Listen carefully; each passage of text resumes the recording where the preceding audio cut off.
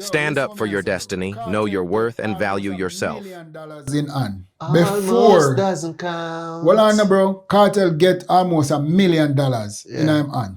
Then, say it's for the ghetto youths and the poor people them. Then, now, at everyone a Kartel show them, and I tell you say, rich people no did they.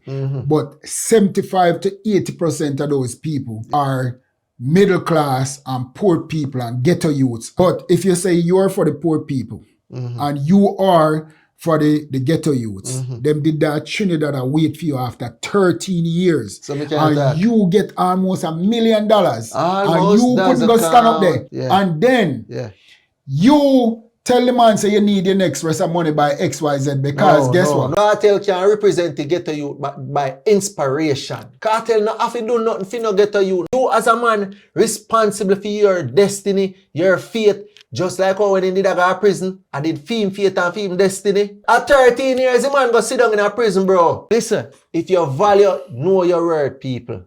Know your value.